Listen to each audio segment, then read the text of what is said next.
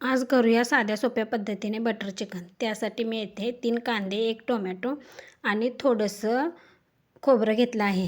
ते आता तेल टाकून मी चांगलं भाजून घेणार आहे।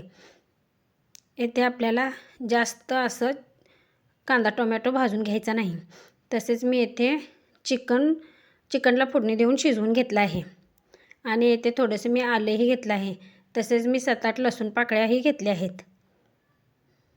त्याही चांगल्या आपल्याला भाजून घ्यायच्या आहेत।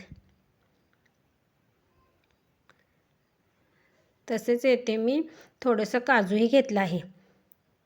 हे आपल्याला या पद्धतीने थोडंसं भाजून घ्यायचं आहे।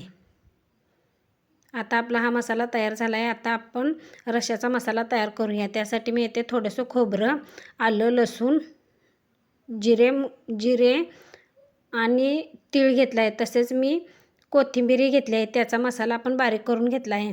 आता ग्रेव्हीचा मसालाही थोडीशी कोथिंबीर टाकून बारीक करून घ्यायचा आहे। आता इथे कढईमध्ये मी थोडंसं तेल टाकलं आहे आणि त्याच्यामध्येच बटर टाकलं आहे। बटर चांगलं वितळल्यानंतर त्याच्यामध्ये मी हा मसाला टाकला आहे। आता तेल सुटेपर्यंत आपल्याला हा मसाला भाजून घ्यायचा आहे। हे बघा, या पद्धतीने यामध्ये मी कोणताही सुका मसाला टाकला नाही, तरीही आपली ग्रेव्ही एकदम छान होईल। हे बघा, झाकून ठेवून आपल्या मसाल्याला एकदम मस्तपैकी तेल सुटलं आहे। आता मी येथे घरगुती कांदा लसूण मसाला टाकला आहे आणि चवीनुसार मीठही टाकलं आहे। हे बघा, आपल्या मसाल्याला चांगलं तेल सुटलं आहे। आता याच्यामध्ये मी आपलं चिकन टाकून घेणार आहे। आता ते चांगलं परतून झाल्यानंतर त्याला झाकण ठेवून थोडीशी उब येईपर्यंत झाकून ठेवायचं आहे। तसेच मी येथे कोथिंबीरही टाकली आहे।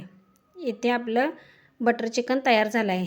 आता आपल्याला रस्सा करायचा आहे। त्यासाठी मी येथे थोडंसं तेल, त्याच्यामध्ये 1 कांदा आणि थोडंसं बटर टाकलं आहे आणि कांदा लसूण मसाला टाकून त्याच्यामध्ये आपला तयार केलेला मसाला टाकला आहे।